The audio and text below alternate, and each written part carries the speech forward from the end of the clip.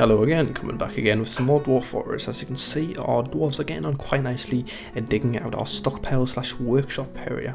So shortly I will be getting onto how to make workshops and stockpiles. As I said in the last video, two very important things that all come into how you play Dwarf Fortress, the very main features of it. One thing to note though is our amount of idlers. This isn't very good. Generally I would have my other dwarves, I would designate them as lovely little plant gatherers. They can go and gather plants, and to do that you can press D and then P for gather plants, and then as with the trees you select an area. You can't see the plants though at the minute because currently they're obscured by the the snow. So yeah, you can do that if you feel the need be. It'll get you a little bit extra food. It's quite good to get, but I'm not going to bother because I feel quite confident in surviving without it. But if you feel a bit slower, you'd like to take a bit slower pace, you can do whatever you want. It's very flexible. I'm just showing you my way of playing the game and trying to show the fundamentals along it. So the next one I'm going to teach you is very pertinent to workshop management.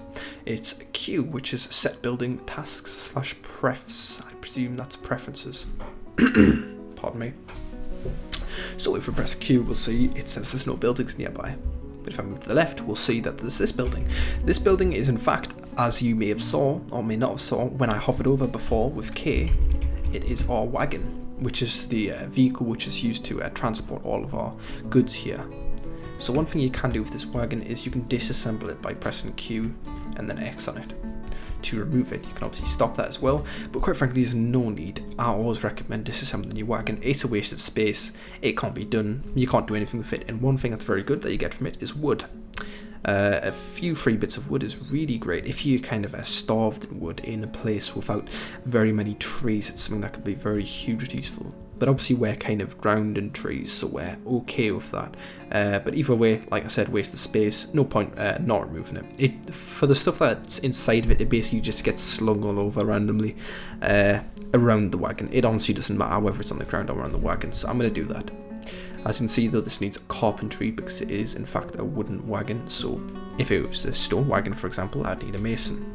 It just corresponds like that. So a snowstorm has arrived. This may happen in your place as well. It doesn't matter hugely. It's something that I think it makes dwarves a little bit less happy. They obviously don't like the cold, and they can get cold enough to kind of make them unhappy. But it's not something that you need to really worry about. You know, it might happen in time if you leave them out forever. But obviously, I'm not intending to do that. I'm going to get them inside of this lovely little hall very soon. But we're going to go ahead onto our workshops. So workshops, I'm going to teach you a new button, a new fun button. B for building. There's lots of different buildings. Oh my god, there's so much. And then those go into subcategories.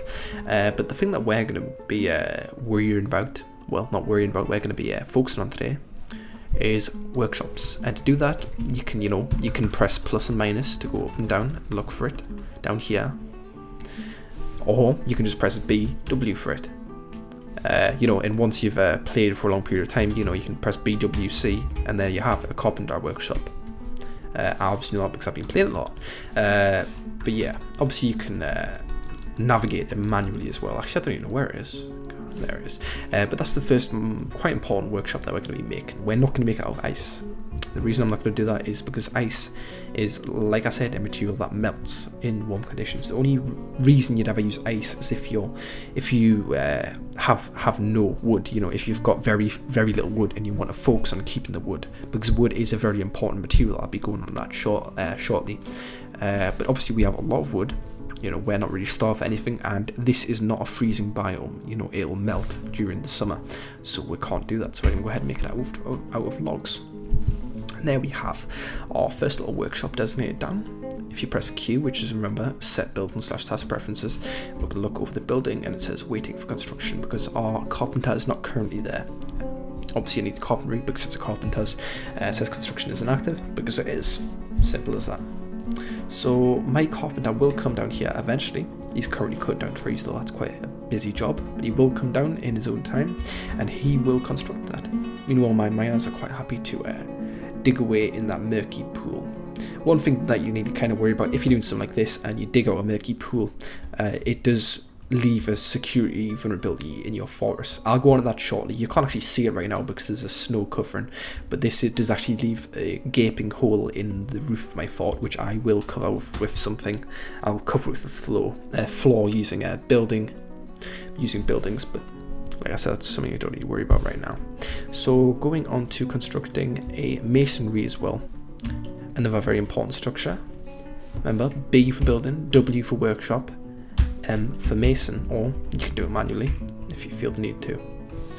Again, we're not going to make it out of ice, and nothing we're going to do is we're going to make a craft dwarf up here. Wait.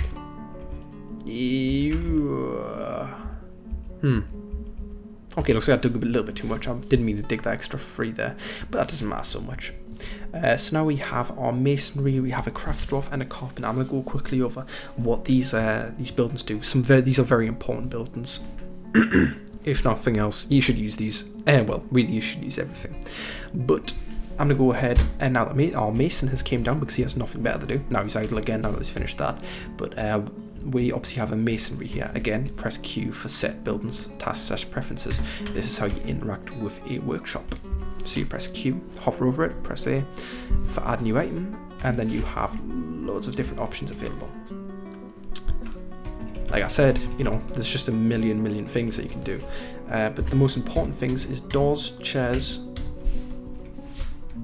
and tables, and some kind of storage, such as a cabinet or a coffer, if you feel the need to. You can just look at these and you can see all the different things that you can do. You can cancel a task. I can cancel a cabinet. You can promote current tasks to move it high on the list. You can also repeat, which is what I did. I failed to explain that, but this is very important. Without repeat, these items, it's 5 items. My dwarves would just do those 5 items. They wouldn't do them ever again. They just do the 5 items and then it's done with the masonry. But I'm gonna go ahead and set that to repeat. Suspend stops it currently, so he'll do door, throne, coffer, table, door, throne, coffer, table. He'll ignore that because it's suspended at the minute. There's also additional options that you can access with a manager, and I'm going to go ahead. Oh yeah, we don't actually have any hard rocks at the minute. That's a little warning that came up for all of our items. I didn't think about that. That was kind of stupid of me. But yeah, one thing in a masonry, obviously a masonry is used to make goods out of rock, but I don't have anything. So yeah, I got these warnings. This is a new menu that I'm going to introduce. It's A, and that's for view announcements. This can have stuff like a baby being born, somebody being horribly murdered, somebody engaging in combat, a snowstorm happening, a caravan arriving, a liaison leaving angrily, that kind of thing. A lot of different things. So if you see something scroll up at the bottom, you can press A and you can view it. But yeah, I'm going to go ahead and describe nobles. Pardon me, I need to drink pretty badly.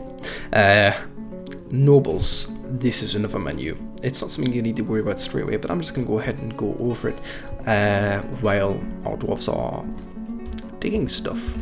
So it's a new menu, and for nobles and administrators, there's lots of different types of nobles. That isn't the only kind of nobles. I'm going to go over basically what they are. Basically, nobles are people, individuals with very important jobs, very integral, such as a militia commander. He organizes training for militia, that kind of thing. You have a manager who manages stuff. You have a bookkeeper who manages stocks. I'll go on to that very shortly when I show you the stock screen a bit later. So as well as that, you have less kind of useful nobles. You have stuff like kings, queens consorts, barons, that kind of stuff. And those people are not as useful. They mostly just sit around on their arses in their big throne room and tell people what to do. But like I said, there are very important nobles. So it's not something to be ignored, and if a noble doesn't get happy, they can throw a tantrum. I haven't really gone over how dwarves have happiness, they have sadness, they have relationships, something very important. So I'm going to go ahead and go over that now. as you can see in Dwarf Therapist, we have these little bars here, the happiness column. I'm going to go ahead and update this. As you can see, none of my dwarves are particularly happy. That kind of sucks. I wish I was a happy dwarf. But yeah, lots of things can influence this happiness or sadness. And I'm going to go ahead, if you press K, hover over dwarf. You know, I see that he's highlighted. I can press, well, he's highlighted in the K menu. I can press N, add a view. I can see how many owned objects he has. I can check his relationships. This is something very important. As you can see, he has two gods that he worships. This is something worldwide. This is something that's generated during world generation. A very big part of dwarven culture. As well as that, they have friends, they have long-term acquaintances, they have loads of different types of relationships. They have aunts, they have uncles, they have cousins, they have sons, they have daughters, they have, you know, loads of stuff. And one thing to be noted rather, as I said, with happiness, stuff like a person being killed who was their father would obviously make them very, very unhappy, and that can cause something called a tantrum, but I'll go on to that very shortly.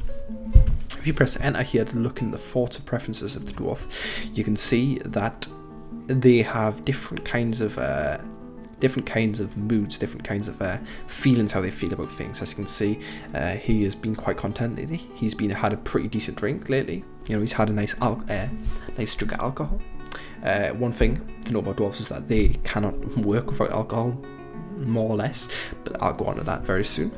He's been satisfied at work lately. He was caught in the snowstorm recently. That's something that denotes a bad mood. You know, he's not very happy with that. None of my dwarves are happy with that. That's why they're just content. They're not happy because snowstorms aren't good. They don't like snowstorms. They get all cold. But as well as it tells you how old they are. They can die of old age, by the way, but this is something that tends not to happen because it takes a long time for a dwarf to die. It tells you how they look. It tells you their strengths, their weaknesses. As you can see, he has a meager kinesthetic sense and other different things. A lot of stuff, very, very detailed. Like I said, pardon me. But going on to moods, no, not moods. Going on to tantrums. I did mention tantrums. It's something that occurs when a dwarf is very unhappy. Say, for example, if like I said, if the dwarf's father was killed, they would not be very happy. They don't necessarily have to go in a tantrum, but they may go in a tantrum. A tantrum occurs when they're very low in happiness, and from that they can go insane. Insanity is something you probably won't need to worry about if you manage your dwarves fine, but it is something you will undoubtedly come across. And insane dwarves is not good, and they are basically as good as dead dwarves, if not worse, because insane dwarves can kill dwarves and then make other dwarves insane.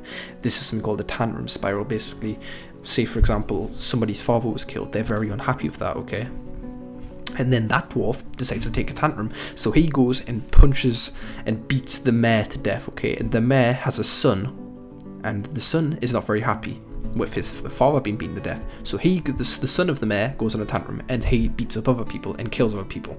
So this all just spirals out of control, which is why it's called the tantrum spiral. But yeah, we're at 13.5 minutes right now, so I'm gonna go ahead and cut the video short. Our hall's nice and designated out, and we have a fair grasp on workshops. At the minute, I didn't actually manage to go over stockpiles, sadly, because it did take quite a while for us to mine it all out. It looks like everything did melt, so I'll go over that very shortly. But for now, that's going to be the end of the video. In the next one, I'm going to be covering stockpiles. I'm going to be covering why the hell the snow melted, and probably other things. This isn't hugely organised. I try to kind of keep a grip on things, but I'm not so great at it. Thank you very much for watching. If you have any questions, feel free to comment on the section below, like or dislike the video, that kind of thing. Any comments, creative criticism is very much appreciated. Thank you very much for watching.